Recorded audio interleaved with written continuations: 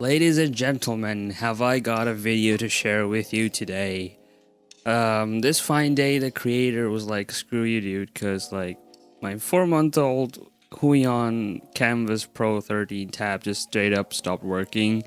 The pen just wouldn't function the way I wanted to, as you can see from the example, and which is pretty sad. And after looking at the replacement pen price, I had the reaction as any other person, any other sane person would have, and it was hell no.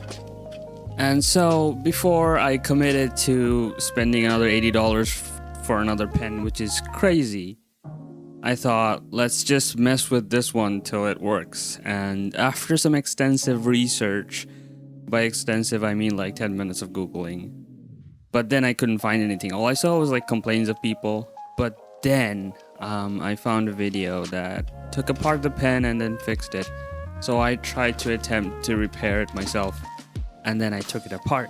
And at first, both of the wires you see were actually originally still in place, but I messed with it a little too hard, and then it just went off. One of them just took apart, and then I took it down to a phone service store, and they just fixed the wire for free. They just soldered it for me for like no money. I offered cash, but they're like, it's okay.